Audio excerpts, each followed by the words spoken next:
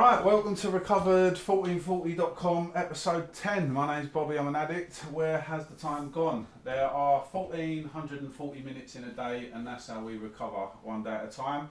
This is a podcast for people that are interested in recovery from addiction, who might not know that there is a way of life on offer. Myself and my friends have been very, very lucky. And we're all part of a fellowship that wishes to remain anonymous at the level of press, media. They're not allied with any sect, denomination or any of that bollocks.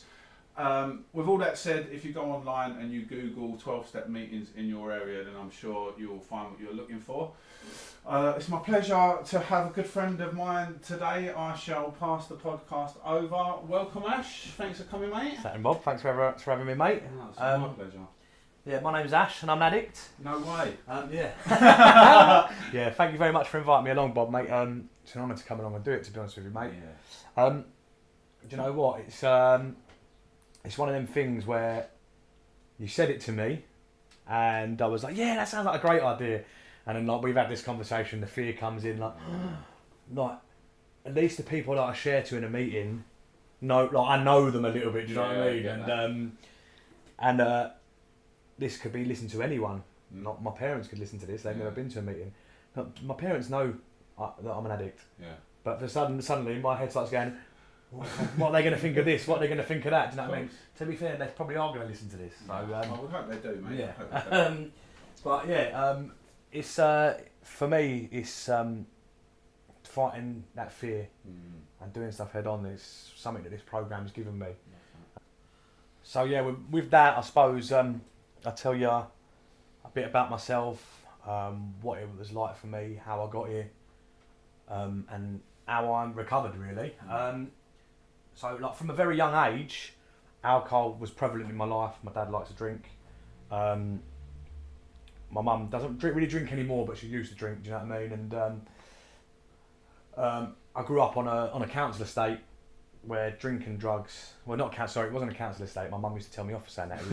It was a housing association estate. Big difference. But yeah, but do you know what I mean? And that sort of stuff was prevalent. It just seemed like normal to me. So from a very young age, it was quite normalised. And I remember we used to get wine at Christmas dinner once a year.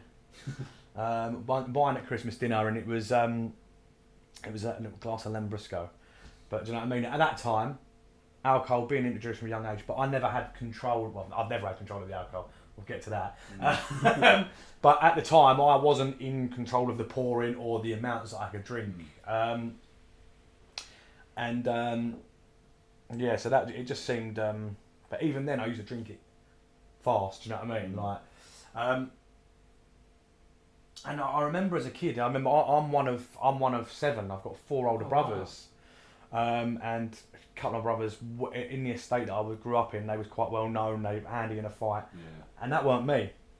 And I felt like I was always looking for my place in it all. Do you know what I mean? And I was the class clown when I was younger and stuff like that. And I think, this is me. I can make people laugh. Do you know what I mean? And when I started drinking from quite a young age, to be honest with you. I like sort of 11, 12, when I first went to senior school, I was going to parties, and what I quickly found was alcohol let me do things and let me be more outrageous. It was never I never felt like I've arrived, but I was like, well, hang on a minute, it was sort of like a thought process. Well, look, when I do this, I can, and I'll do the craziest things, and people will laugh, I thought, with me, but probably at me, do you know what I mean? So, and then even for like I said, the drugs were quite like a thing around me, and at the age of 13, I was taking ecstasy. Wow. Yeah, I took ecstasy before I took cocaine, so it was a big thing for us. We spent a lot of time doing ecstasy when I was like between the ages of 13 and 16. Wow. And I remember that the only sort of reference point I had to ecstasy was Leah Betts dying from it. Yeah. And I was convinced that if I took this ecstasy, that's what's going to happen to me. Yeah. I'm going to die. But on the other hand, I've got, but what are your mates going to think of you? Yeah. And already back then, do you know what I mean? The insanity of all. And even back then, that was, I had a good time, obviously. You know what I mean? Just, let's be honest, if I didn't have a good time, I wouldn't have ended up in the situation I was. And so I've done that. And then one time I remember I took one, and actually, I think I double dropped actually. And I was round my mate's house, and I was like, I need to go get some chewing gum. And I went back to my mum and dad's house, and try and sneak in and get chewing gum. And my mum saw me, and went, "You're all right?" And I went, "No, I've done 2 pills." Just like the honesty stuff, you know, when you take ecstasy. Just told her. Cool, that was that was a scene. I got grounded for 3 months. But even back then, I was thinking about this the other day actually. Even back then, the manipulation, because I'd obviously after I come out of it, I'm in bed. Like, I've been told to go to bed, and my dad's going, drink loads of water. My mum's going, no, don't drink loads of water. Yeah. Do you know what I mean? And I'm just sitting in bed laughing about it all, like. And the next day, yeah, you're grounded for 3 months. And I remember at the time thinking, "Shit, you ain't gonna keep me here. Like, I'm gonna annoy you so that manipulation. Yeah. I'm gonna annoy you so much that I'll be out within 2 weeks." And sure as hell I was. Do you know what I mean? Yeah. Didn't want to keep me in the house for any longer because I was just, I'm gonna fucking annoy you until you let me out. But yeah, and for me like that. So like weed, I smoked weed from like the age of 12 to the age of 24. And if I'm honest with you, I think you heard me say this the other day, didn't you? Yeah. No, I never liked weed. No. Like, what a crazy thing for someone to do. Like nigh on every day. Yeah. I used to get stoned, and I did not really like what it done to me. And then one day I decided to stop. But obviously I didn't stop doing drugs, just weed. And yeah, so it was much of a muchness throughout my childhood. You know what I mean? Like the progression was there, and I used to do like all this mad stuff on thing, and in that time as well, I'd gone to prison for GBH, mate, of all things. You know what I mean? Anyone that knows me, yeah, it was a bit of a strange one. I won't go into it, but it involved other people and the consequences, though. Yeah, the consequences. But because of where I was from, that was sort of a badge of honour. I've done a bit of time, haven't I? You know what I mean? Bit of bird. Yeah, I've done a bit of bird, and the funny thing is, the whole time I'm in there, all I can think about is getting out and getting on with my mates. And I had my 17th birthday in there. So even at that age, 16, 17 years old, I'm thinking, I just want to be outside, I want to be getting on it, come out and, very much just back into the same cycle, do you know what I mean? And I never really, it was nothing like this, even things like that, so like the going to prison and that, I never really even saw it as consequences. Like, I genuinely, only going back through this stuff, now I look at it as consequences. I just thought it was life, this is what happens, do you know what I mean? Yeah. Normal. Yeah, completely normal. I think I always say this thing, it's funny because I say about being from like a council estate, and but I always say I don't think it matters whether you're from a council estate or a country estate. No, definitely. You get, if you're an addict, you're getting to the same place, do you know what I mean? Yeah. Just taking a different route. Yeah, maybe you take the long way round if you're from a council estate, do you know what I mean? Yeah, it's destination, excuse my language, destination fucked. And from much, even back then, I knew that, like when I drunk, I knew that I couldn't stop, but I didn't know that this was an illness. Do you know what I mean? I knew that I couldn't stop. I knew that once, but at the time, it was like, why would I want to stop? Yeah. It was. I could never understand people that were like, should we go for a couple of pints? No. Why would I want to go for a couple of pints? Yeah. What's the fun in that, me having 2 pints and going home? Yeah. I'm going to go hell for leather. One of my mates as well, he used to call me the guzzler. He used to go, you're such a guzzler, because I'd go down a pub and like, everyone would be on their first pint and I'm finishing my second. Do you know what I mean? Like, I just want to get it in me. Yeah. It's like craziness, but never seeing anything wrong with it. It's just like, this is the way that you're supposed to do it. Everyone else is doing it wrong. Yeah, wow. As I've gone on a bit more in time, a few more consequences have come in. I got arrested again for GBH, funnily enough. But that happened. But not making excuses. Somebody had their hands around my friend's throat, and obviously my first instinct was to pick up a chair and whack him over the head with it. Not the best thing. At the time, I had cocaine on us. Oh shit! Got arrested. With literally the police had come and my mate's thrown it out of his pocket into a fire exit outside the club. And the day not the same day, obviously. A couple of days later, we got released, and my mate's gone, "Do you think that's still there?" Fucking hell. You know what I mean? It was. But our thinking was not to think, "Oh, what's happened here? We've gone back, got it," and then just cracked on straight away in the old red tracksuits that you get when you come out of the police station, like. And even then, not noticing anything about it. As I've gone on a little bit more into my sort of mid-20s, I've noticed that this is a bit of a problem. But I still have this sort of notion that there's something that's going to fix it. Do you know what I mean? And I have a look about and I see my friends pairing off, and because obviously a lot of my friends, like, I think mid-20s, everyone is getting on it. Do you know what I mean? And I think what happens to us addicts is we get the wave comes in for them and goes back out. Do you know what I mean? We get flushed away with the tide, don't we? Do you know what I mean? And I'm looking around and I'm thinking, well, these are all sort of slowing down a bit now, and he's got a missus, so if I get a missus, that's gonna sort of stop me. And I couldn't go out and find my own missus, could I? I had to get me my best mate's missus' best mate on hand, which is sort of now means that it's good because I get along with my little girl's mum now. We didn't for a long time. Do you know what I mean? Like we were sort of it was always her fault, never my fault. And looking back on it now, obviously I can see that it was my behaviour's why. Do you know what I mean?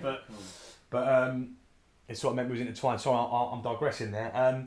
But yeah, so I'm thinking, getting with this person is going to fix me. And like for a little while I do calm down a bit, do you know what I mean, for a little while, and but pretty soon I'm back in the same situation, and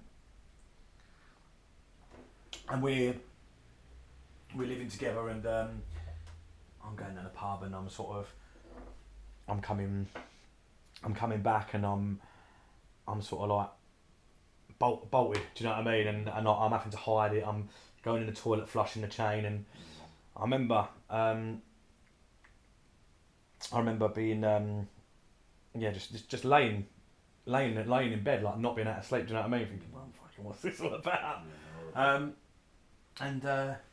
It's caused a lot of arguments. Do you know what I mean? And all that stuff. She used to work for Lloyd's up in the city, and she used to say to me, "What have you done with your money?" Yeah.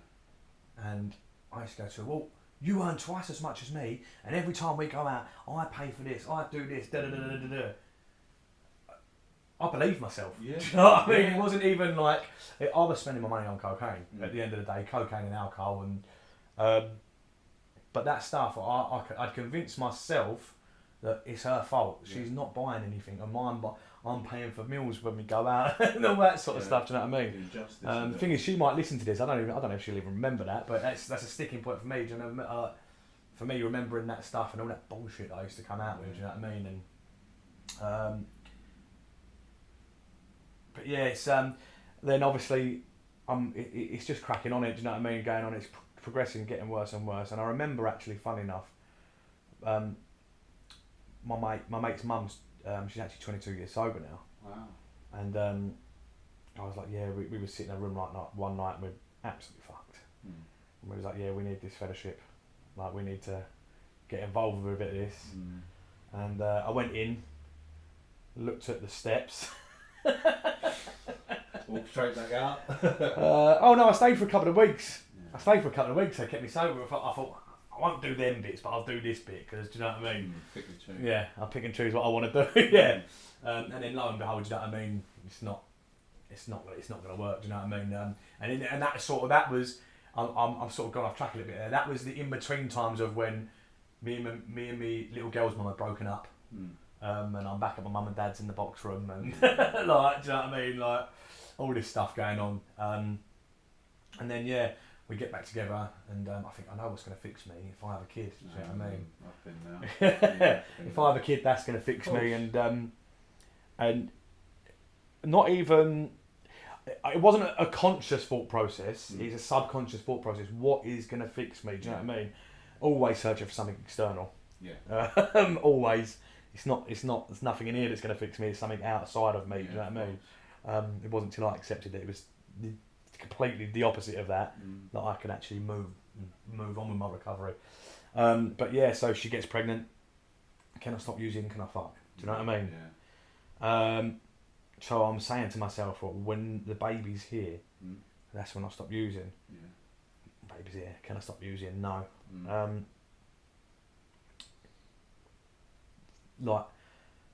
Like that. Each time I said these things, I did believe. Yeah. I did believe that I was. Do you know what I mean? That I was gonna stop using when this thing happened. Yeah. I thought that's what's gonna stop me. We move into my little girl's mum's. Sorry, I keep saying my little. I'll shorten it down. My ex. I should. Well, my friend. To be fair, which is a nice thing to be able to say. But we move into her mum's house to say we're going to try and save for a mortgage. Fucking, how much do you think I'll put towards that mortgage, Bob? Yeah. Mate, absolutely zero, mate. Yeah. And we're under each other's feet then as well. Do you know what I mean? Because we're at her mum's house. We're in one room. Me and the baby. Do you know what I mean? That's a lot, isn't it? That is a lot. And I'm coming in at all hours in the morning, wondering why she's so pissed off with me. Yeah. Do you know, I'm giving you money, and do you know what I mean? Yeah. More justification. What more do you want from me? Yeah. And even then, it come to a point where she'd had enough. I can't blame her. Do you know what I mean? She said, we can't go on like this. Got to split up. And I remember feeling like my whole world had come crashing down for about 30 seconds, because my thought was, sweet, if we've broken up, I'm gonna have to get my own place. If I get my own place, I'm not gonna have anyone to answer to. I can use how I want, and then if I'm honest with you, that's where my using really accelerated, because I'd already always been a bit of a party animal. Well, I say, but I've always been an addict. But that whole thing, and in that whole situation, I was an arsehole, because I remember just being so manipulative, and not so much using my daughter, but any situation like where she wouldn't let me see my daughter, I would cry and go, "You're over it." And obviously I was upset I didn't see my daughter, but in my head I'm thinking, I know I'm going to make her feel really bad. And I would go down a pub, and this might be the first time she hears this as well, so I might get an ear roll for this. I would be, so why are you broken up? And I didn't want to say it because of me. Yeah, of course. She's got that postnatal depression, isn't she? Obviously, that's what she's got. Do you know what I mean? Like, something's wrong with her. I come home. As soon as I get home from work, I'm feeding the baby. What more can I do? Do you know what I mean? All that. Can relate to all of that. Yeah. And it's just gradually in my flat. My flat's become the party place. I'm having people back there to use, and I always had a job. I always had my daughter. Well, at the start, I always had my daughter when I said I was going to have my daughter. I didn't drink or use when I had my daughter. But I drank or used right up until 6 a.m. in the morning before I went and picked her up at 9 a.m. Do you know what I mean? Like, and sort of splashed cold water on my face. I'm all right. Slept all down the sofa. When it comes to my men's process, actually, I spoke to my little girl about that. That's how I explained it. Like, do you remember Daddy used to sleep on the sofa? And before I even got a chance to say I don't do it anymore, she went, "Yeah, you don't do that anymore, Dad." Oh, wow. And that's when she was 5. Do you know what I mean? So they do notice these things. Yeah, of course. But yeah, and in that time, somebody had said to me, we'd been using it mine, and someone had said, we've all blocked up, been using all weekend, do you know what I mean, all blocked up, should we just wash this up? Fuck. And me being Johnny Big Bollocks, I didn't want to admit that I didn't know how to do it or anything. I went, yeah, let's do it. Intently watch them as they do it, do you know what I mean? So I learned how to do it. And I remember as well, I've said this on a few occasions, I remember the first time I smoked a crack pipe, my head, a voice in my head went, uh-oh, because it knew that this was going fast, it was going hard, and I was going to go downhill from here. And even then I had moments on and off it, do you know what I mean? Where I was like, God, the pipe's got a bit too much, I'm just going to have to start going back to sniffing it. But it always, in the end, went back to the pipe. In that time, someone had told my little girl's mum, I think you should know that your baby's dad is smoking crack. She's tried doing a little intervention on me, bless her. She took me down the seafront. She went, "Listen, this has got back to me. That you're smoking crack." And I've gone, "Are you taking the picture? You think I'm smoking crack cocaine?" Convince myself I'm not. You think who sent you this message? Tell me who sent this message. It's obviously got something against me. I don't know why anyone would say that. So much so that she believed me. Yeah, cool. Do you know what I mean? Yeah, And I thought, it's all got a bit on top here. And then I'm smoking, and then I'm with the people that I smoke crack with going, someone's fucking told her, ain't they? Who the fuck do you think it is? Who's fucking told her? And then I'm paranoid about the people that are around me. They've obviously, one of you just told your missus. Like, I've not said that out loud because I've never been that confrontational person. But when I'm going, one of you just told your missus, and the missus, and I know that your missus knows her, and that, do you know what I mean? And yeah, crazy stuff. Yeah. But eventually I forgot about it. I just went on my merry way. Kept doing what I was doing, and in that time, it was in that time where I really started to get, like, the mental health aspect of it came in, because I've always been quite happy-go-lucky, do you know what I mean? And sometimes I think I do use that to hide what's going on inside, and that, but I've going through the work, I've recognised that, do you know what I mean? That's the beauty of this stuff. We learn so much, don't we? Yeah, it's more than, it's funny because that is what I came in. I didn't even come in to stop drinking. I come in to stop smoking. I didn't even come. If I'm completely honest with you, I don't think I even wanted to stop sniffing gear. Just wanted to stop smoking crack. But yeah, in this time, my internal monologue has sort of switched around to this. You're fucking useless. Like, why do you keep? Like, you don't want to do this. I didn't want to do it anymore. Do you know what I mean? I got to a point where I didn't want to do it, and I was 100% using against my will. Yeah. It wasn't. But I didn't understand, which is something what I love about that. I love that we learn about that, about that powerlessness, because again, in that time, in that space of 5 years, where I've been 4 or 5 years, where I've been living out of it, I tried meetings again, and I looked at it, and I couldn't admit that I was powerless. I was like, no, because I can fucking do this on my own. I don't need anything else.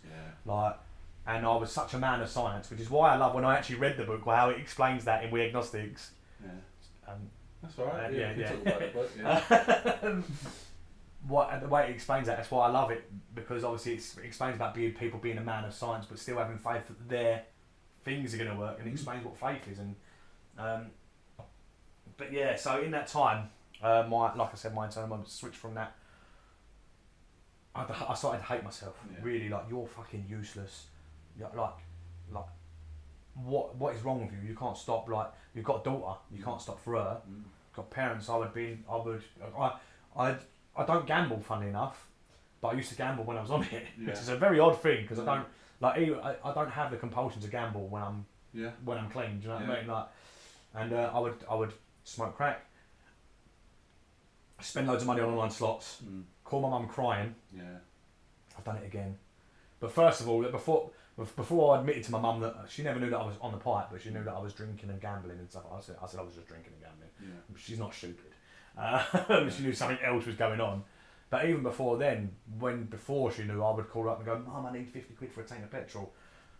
At the time, I think diesel was 99. I think petrol was 99p a litre. My tank didn't even take 50 quid worth of petrol. Do you know what I mean? Little 1 litre Renault.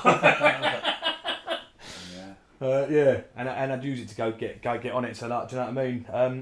But after that, I would call my mum. I ended up owing my mum a lot of money, like, which I am paying her back. Do you know what I mean? But like, stuff like that, like, I can't pay my rent.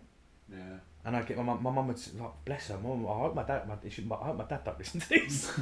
My mum would just, well, he probably will. But my mum would just send me over £1,000. And like.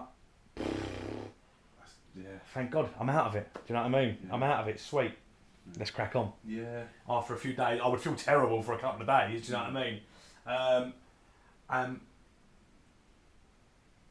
Like I said, I started to hate myself. That internal monologue of hating myself, and there've been times where I'd saved up a bit of money and then I'd smoked it all.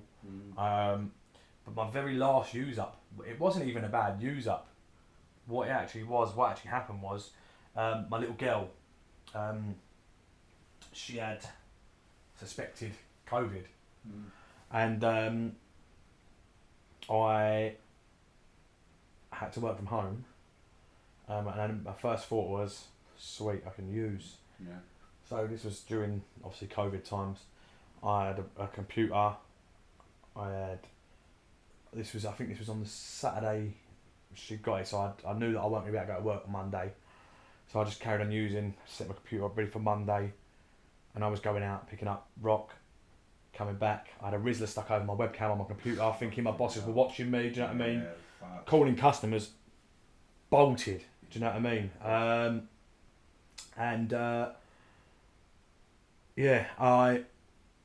I got a text from my little girl's mum on the Monday night. I can't remember if it was a text or a phone call, telling me that because it was, you know, when they had to go and have a test at the actual test centre, telling me that the test was negative. And then I thought, this whole 3 days, I've not once thought about how my daughter is, and something inside, just my heart just dropped. It was like it literally was like that breaking point. Do you know what I mean? I was like, what the fuck am I doing? Like, what is wrong? Like, I need to give this stuff a real go. Do you know what I mean? I need to actually go in, and not worry about, because I used to go in and I'd look at step 1, 2, 3, 4, 5, 6, 7, 8, 9, 10, 11, 12 and go, oh fuck, well, step 1 seems okay, but I'm sure I'm not powerless. But the rest of it, sod that. And I always say now, I need anyone that comes in need not worry about step 2 while they're still on step 1. Yeah. If you've done every step that you do will lead you on to the next step. They're in order for a reason. Yeah, powerful. Do you know what I mean? Yeah, they're in order for a reason. If you've done a thorough step 3 and a good step 3 in your hand and your will over, your step 4 should flow. Take care of itself. It takes care of itself. Do you know what I mean? And we have that humility in step 5. Yeah, I didn't stop using them when I got the text. No. Fuck that. I thought, I'll do something about this tomorrow because there's a meeting in Southend tomorrow. Yeah. So I thought, I didn't tell my bosses that she was alright. I thought I'll get another day. I told that about on Tuesday. And that was the 18th of May 2021. My first meeting of a certain fellowship. Because I've gone to other fellowships before. And another thing that I always say is, it doesn't matter what fellowship you're going to. If something is keeping you clean and you're going to any fellowship, keep doing what you're doing. Yeah. That's the most important thing, do you know what I mean? But I just felt like I fit in at this fellowship, do you know what I mean? And straight away, from the moment I walked in that door, I was shown love. Yeah. And that was something that I couldn't give myself at the time, do you know what I mean? I really...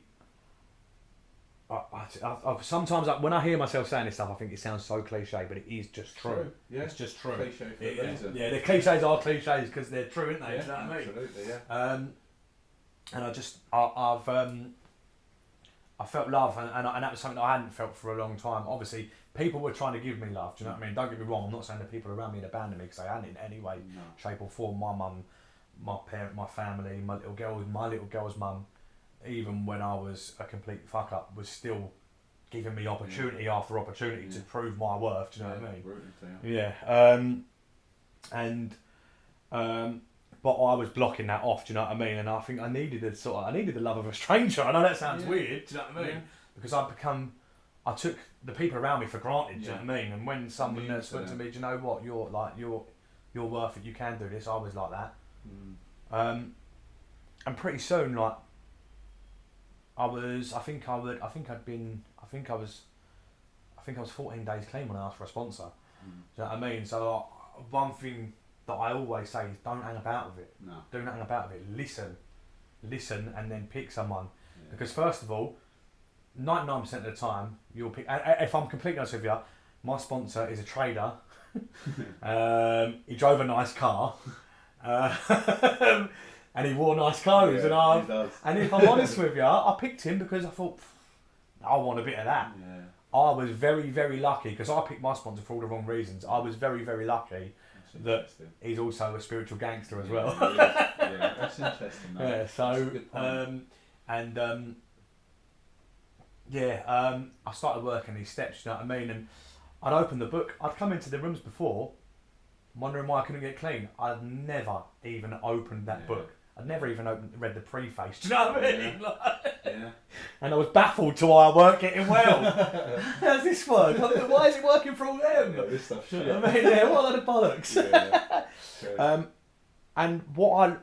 But very quickly, because it doesn't mess about in that book. No. It's a big book, but I think 164. 164 pages is all it takes for you to get clean, and that's where the solution is in them 164 pages. Do you know what I mean? Very quickly it gets into it and it tells you what you suffer with. And I was like, well, hang on a minute, I'm not an arsehole. I'm not well, I am an arsehole, but that's a symptom of my disease, do you know what I mean? I heard someone say in a meeting before, unfortunately, they're not with us anymore, why do I need a book to tell me I'm selfish? I know I'm selfish. No, that book didn't tell me I was selfish. I was fully aware that I was selfish. The book told me why I was selfish. Do you know what I mean? Yeah, wow. And I started to learn all this stuff about me, and like I said, that we agnostics bit, I was a man of I have always been a man of sight. From a very young age, I used to pray. Like I used to like, literally lay in bed and pray, and like, because at school we got taught about God. Like I don't know if they still do nowadays, but we got taught about God. But the God that we learned about is the Bible God, and if that is your God, that's your God is your God. At the end of the day, that's what I love about this stuff as well. It's a God of your own understanding. Amen. I'm reading this stuff, and I'm reading the We Agnostics, and it's explaining things to me in a way that I can actually comprehend. Yeah, it's beautiful, isn't it? Yeah, It's so clever. It's so yeah, really clever. And me and my friend, who's funny enough, we're on meeting later on today. We spoke about this before. For centuries and centuries, the grape has been the burden of man. Yeah. And then suddenly we feel like God was looking down, and He's gone, I need to put someone well placed here to help people that want to be helped. Do you know what I mean? Yeah. And that's where the fellowship up from. Yeah, exactly. Yeah. So, but yeah, I go through these steps, and I learn about myself, and not just that, I learn a large dose of humility. Yeah. Because before, although I hated myself, it's a very paradoxical thing, I think, being an addict. You hate yourself, but you're full of ego. Yeah.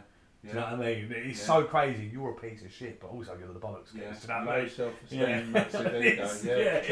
It's so strange. Yeah, like you can sit there at 5 o'clock in the morning, going, "I'm an absolute cunt," and then by 4 in the afternoon, you're going, "Come on, boys, let's do this." Come on, boys. Who was I talking to? Because I was doing it by myself at the end. Do you know what I mean? But yeah, I do like you go through. You do your step 4, and I'll hold my hands up and say I'm currently doing step 4 again. Oh yeah, good man. I wasn't completely honest on my first step 4. Yeah. There was a couple of things that I thought I don't want anyone to know. I don't like this is stuff that I want to take to the grave with me. Yeah. And one of them things was because I've had ups and downs. I'll be honest with you. I've nearly had a drink in recovery. Oh wow. Because I took my will back. Yeah. Which is the number one thing which will happen. Yeah. If you do you know what I mean. But that was because of behaviours.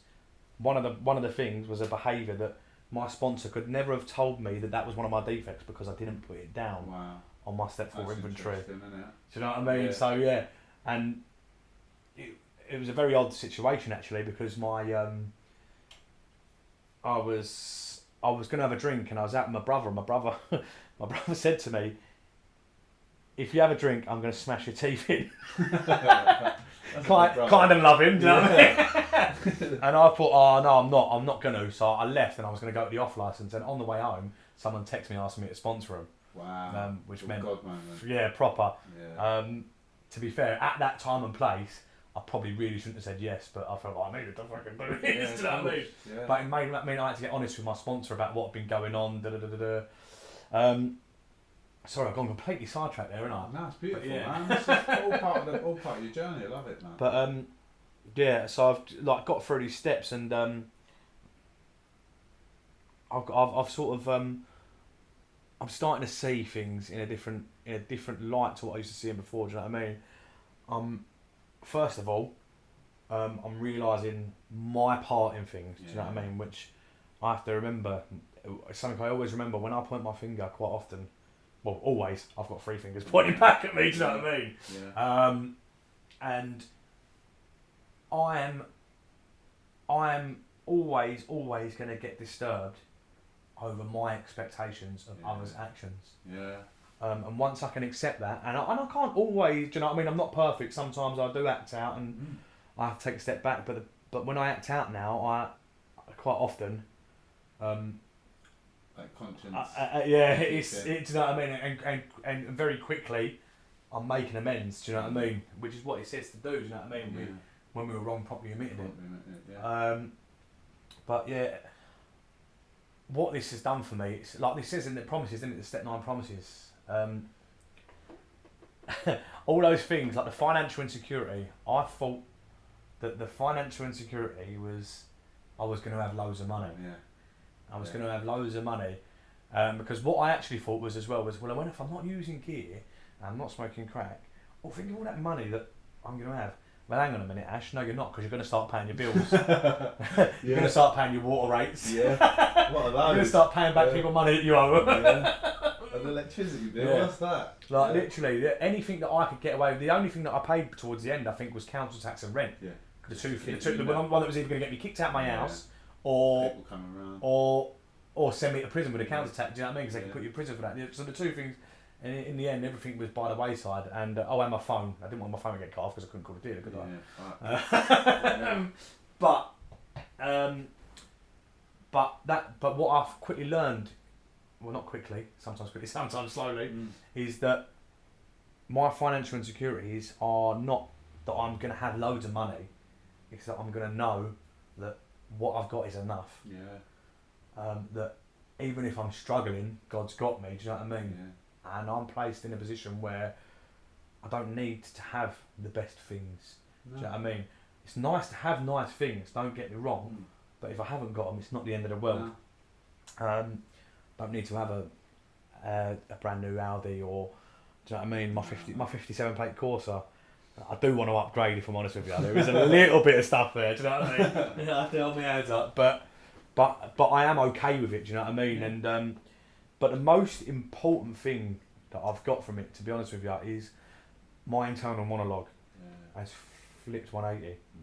Do I have days where I call myself see you next Tuesday? Of course I do. Do you know what I mean? But it's usually because I've been to see you next Tuesday. Yeah. Do you know what I mean? Yeah. It's usually, and it's not a recorded loop that's going, you're a prick, you're a prick, you're a prick, you're a prick. It's like, you're a prick. What have you done? Let's have a look at what you've done and fix it. Yeah. Wow. And that's the tools that, do you know what I mean? The tools, like you and me, we text each other every day. I send you my gratitude list most days. I wish I could say every day, but you're sitting in the room with me, so I can't. I'm only joking. On this program and all that.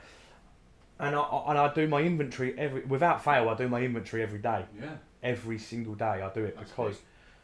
Because how can I work step 6 and 7 if I'm not working step 10? Yeah. How can I see my defects if I'm not writing it down? Yeah. And quite often during the day I'll go through the day and something will happen and I've not noticed that a defect has arisen until I sat down at night and gone, I'm not going to pretend I'm using a pen because I do it on my phone. You guys can't see this, but and I write it out and I go, oh, hang on a minute. See the truth. See what you've done there. Yeah, you can see what you've done there. You can see, or I'll even it'll even be emotions that I wasn't even aware I was having. Yeah. How did that make you feel, Ash? Do you know what I mean? And all that stuff that I thought that's ungeezerish before. Do you know what I mean? And, did that make you feel sad, Ash? Oh, boo hoo, mate. Fuck off. Go do a line. Do you know what I mean? Like, but now I can actually look at it and see it for what it is. And but the main thing is, genuinely, the main thing that this has done for me, this stuff, is what it's done for other people. The ripple effect. Because the ripple effects. Like, I personally came into recovery, like I said, because I wanted to stop using cocaine. I didn't understand that what I was going to get was a whole lot more. A whole lot more. And what everyone else was around. And I now looking around and seeing that when my little girl's mum says, doing the school run tomorrow, she doesn't have to text me 3 or 4 times in the morning going, you're doing the school run, you're still doing the school run, you up yet? Yeah. Do you know what I mean? Trust. Just the trust is there. Yeah. Like, if I say I'm going to be there for something, I'm going to be there. Yeah. And if I don't turn up, then there's a good reason for it. Yeah. Do you know what I mean? Yeah. I've had, since I've been in recovery, I've had 2 days off work ill. Yeah, it's mad, isn't it? Actually ill as well. And I'm actually ill, and even a little bit of fear come around it because I'm like, they're gonna think that I'm like, do you know what I mean? Yeah. But I don't have to have that fear. Do you know what I mean? Yeah, I've got that accountability, and my daughter doesn't have to ever see me, as long as I'm working my program, doesn't ever have to see me drink or use. And she even said to me the other day, whether this is true or not, but it was a beautiful thing to hear. She even said to me, I'm not going to drink anymore, I don't think, Dad. Wow. I love that. I fucking love that. It's a scourge, isn't it? It's a scourge of the fucking planet at the moment, you know? It really is. Yeah, and it's, but I have to, can't kid myself that I need to be on this stuff. And that is why I do use my daily toolkit every day. Because complacency, apathy. Yeah. Apathy is, I've heard this saying before, I think I actually heard it in a comedy, but apathy is the glove into which evil slips its hand. Fucking hell, man, that's powerful. Because for me, if I become apathetic around this stuff, very quickly, my thinking goes awry. Yeah. And that's not necessarily going to lead to a relapse instantly. Do you know what I mean? But if I don't keep it in check, because if I forget something if I think I'm not going to do this today, and then it was alright that day, then the next day I go, there's no point in me doing it again today, is there? Do you know what I mean? Yeah, with you on that Until one. I'm in pain. Yeah. And they go, oh, I've got to go back to basics, you know. But I want to end it in a good note. I want to end this on a good note. If I'm honest with you, there is no decision I've made in my life that has served me better than not walking into my first meeting, because that's a lie, than actually picking up the book and opening the book and getting inside it and reading it and becoming open-minded about it. Not just this person that's going to pick up, like I said before, pick up that book and go, what's that going to do for me? Do you know what I mean? It's what you've got to be in this, bro. You've got to be on it. The three things you've got to be is honest, open-minded and willing. But yeah, I do think every morning, sometimes I'm more grateful to be sober than others. Yeah. But some mornings I wake up and I'm like, this is powerful stuff. That I've even slept. Yeah. Do you know what I mean? Like, because sleep was such a, I don't know how I operated on such little sleep. Horrible. Yeah, horrible. Like, yeah, just crazy stuff. But it's just beautiful. And if you're listening to this and you're thinking, you're like, you can't go on doing it like what you're doing anymore. Trust me, you've got nothing to lose. You've got nothing to lose. Come to a meeting with an open mind and listen to the similarities and not the differences, because I've done that a lot as well. Do you know what I mean? Yeah. I'm not that fucking bad yet. And get inside the book and learn about yourself. Learn about me. Learn about you. Because what you'll quite often find is, if once you start listening to the similarities, you're a whole lot more similar. We're a whole lot more similar to each other than we are different. And it saves lives, and it saved my life, if I'm honest with you. But yeah, just beautiful stuff. Just get online, search it up, find a meeting, get yourself to one, and you never have to drink or use again, and I can promise that. Actually, do you know what I mean?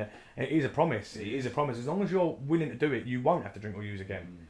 You won't, and it's not a case of I don't know how to explain it. It's not a case of this stuff might work. It does work. Yeah.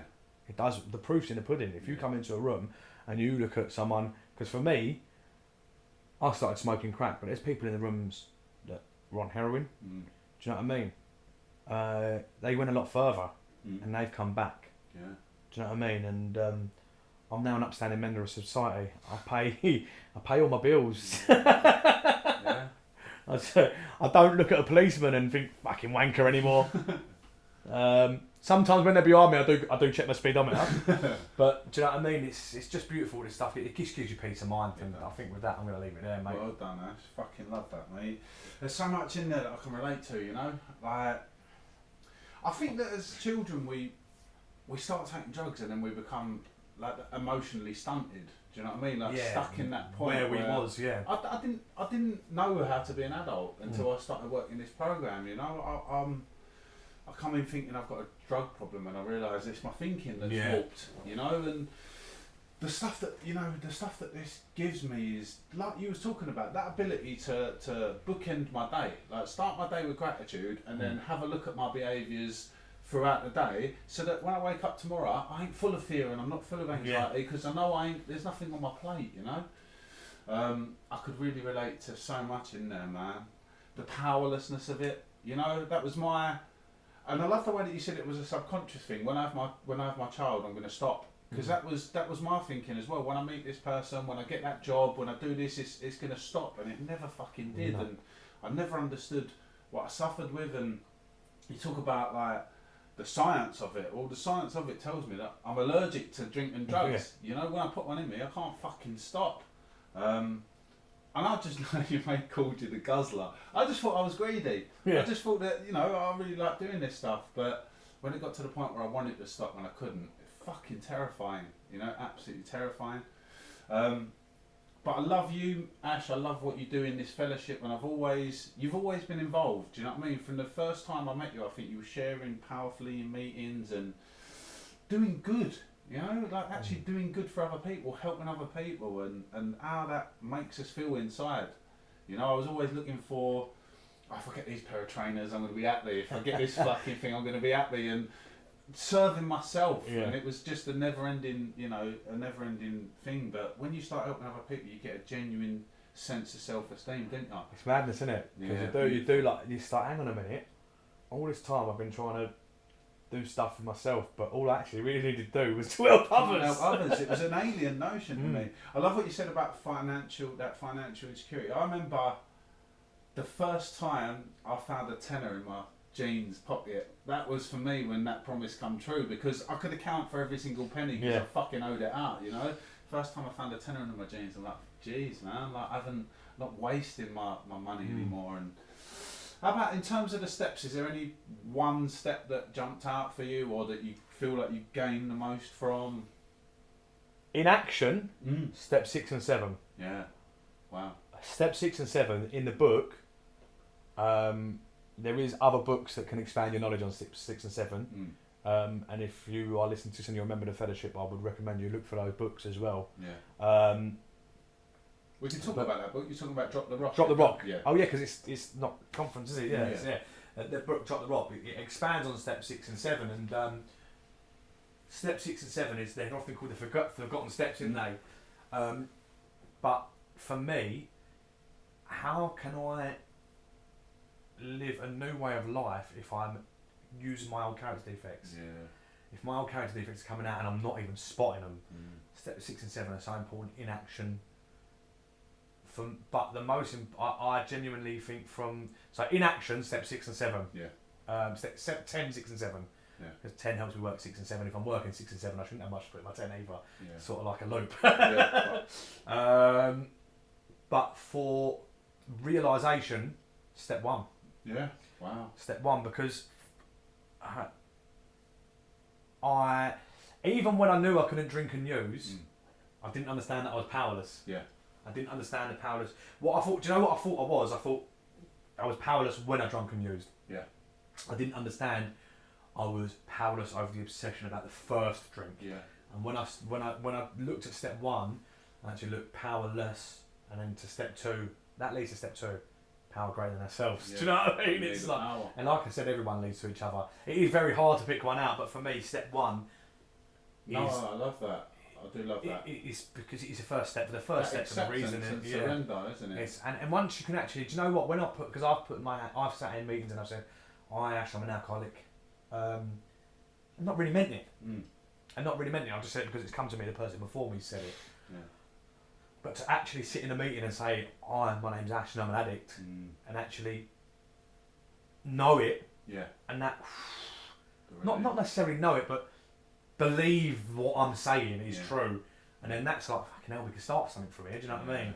I love that as well, because you're right, it's not the stopping, it's the staying stopped, do you know, and it's not, like I always had this notion that I was going to just learn to control it, you know, and that was the delusion that fucking sent me to insanity, but I didn't realise that I'm powerless, so I'm going to use, at some point or another, without a power in my life, I'm going to use, and I love what you said about we agnostics as well. That chapter is fascinating for me. It talks about how I was capable of worship because I worship sex, drugs, money, myself. I'm capable of love because I'm loving myself too much, you know, and all of these things I just need to point outside of myself. And I love the way that we just need to be willing to believe. Once I started to be willing, all these fucking coincidences that started happening to me, and I couldn't deny it, you know, I couldn't deny it. And the fact that it's a higher power of my own understanding. If you just said you need to read the Bible and you need to believe in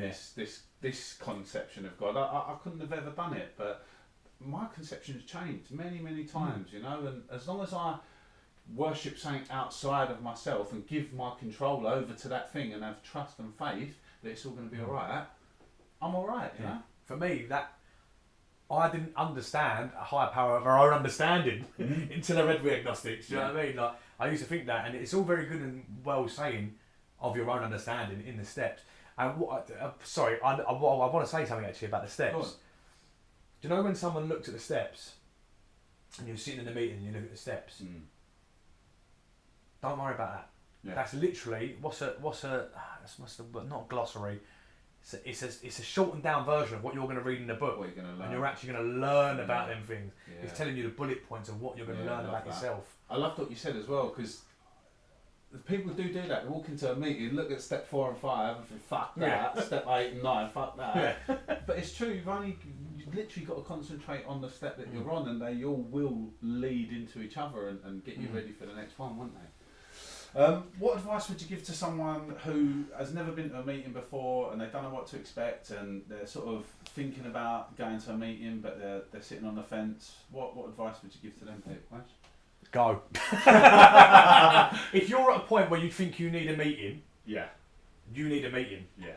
It's not. It ain't rocket science. Like for me, if anyone's ever sitting in a meeting.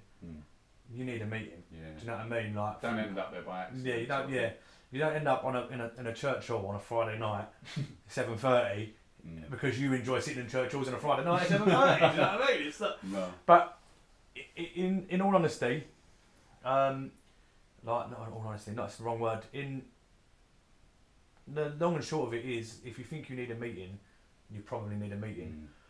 If you're like, because funny enough, I say this in my chair sometimes. If I'm sitting on the internet at 4 a.m. searching, is my friend a cocaine addict? Because the internet's watching me. You know what I mean? Is my friend a cocaine addict? Yeah. I'm probably a cocaine addict. I love that as well. You've even got to ask that question. Well, this is the reason for this podcast, is because when I was fucking deep in the madness, I used to Google how to kill myself in the least painful way and what to do about drug addiction, and it was always, you're in for an arduous battle, this is going to be a battle for the rest of your life. And that's not true. No. That's not been my experience. My experience is, I come in, I surrender, and my life becomes beautiful. What can people expect? You know what I love as well? You get to a meeting and there's all these people outside that are laughing and joking and they look well, and I think, I'm in the fucking wrong place here, because I'm expecting like beaten up, broken down people. But if someone's stood on the periphery waiting to just walk over to them people, what can they expect? Like you said, love, and to be fair, what you'll quite often find, those people laughing and joking outside of a meeting, they might have only been going to meetings 4 or 5 weeks. Yeah. Pretty soon, you'll start to get something. I'm not saying you'll get everything back, and everyone's journey is different. Yeah. But I noticed that within a month, 2 months, I was standing outside meetings, laughing and joking. Yeah. When that wasn't something that I thought was ever going to happen. I thought that's going to be a year's time down the line. Do you know what I mean? I love that as well. Like, I walked in. Funny enough, one of the first people I saw was someone I've known since I was about 11. Oh really? Yeah. Well, I saw his posts on social media. Ah, cool. Love that. I'd gone to. Funny enough, I'd gone to even though that my fellowship, not my fellowship, the fellowship I attend existed. I saw an advert at a Cash Point. Which is one of the reasons why I'm involved in public information. Yeah, love that. Which made me know it even existed, and then I saw his post on Facebook that he was 6 months clean. Yeah. And I was like, fucking hell. How'd you get a day, 6 months? Yeah. But the funny thing was, didn't even know he had a problem. Yeah. And that just goes to show you that everything to the outside can look. Yeah, well, fantastic. someone was sharing it the other day in a meeting last night actually, that they would post things on Facebook about what they were doing with their kids, and I'm taking my daughter, but they're not posting about like what you shared, which is honest stuff about laying on the sofa all day and not being present. Oh yeah, when I went to Barleylands Farm, that was on Instagram. Yeah, of course. When I took her to visit Santa, that was on Instagram. Yeah, of course. But the reality of it was that I was picking her up at 9 a.m, sleeping till 6 a.m, taking her to see Santa, coming home and going back to bed. Yeah. Do you know what I mean? It's true. You know, I think as well, like that asking for help. I could never ever ask someone for help. You know, I always had this idea that someday I was going to be able to solve it myself. But it's so empowering, isn't it, to just ask people for help. That's how we do this every day, isn't it? When I'm struggling, like the other day, like I've been doing this for a while now, and I've had good things happening to me lately, but they're causing a bit of emotional turbulence. Yeah. And then suddenly I'm romanticising about the idea of having a drink. Perhaps I wasn't an alcoholic. Perhaps I've been making too hard work of this, you know. But what I've got to do at that point is share it, you know, and share definitely. it with the people in the rooms that are going to tell me the truth about what I'm going through. And that is one of the amazing things you get. You get a sounding board. Yeah. Because as much as I love all my mates, out of the many hundreds of friends that I had in the madness, I speak to 5 of them. Yeah. One hand. Yeah. It's interesting, isn't it? One is my mate Luke, he's a spiritual gangster. Yeah.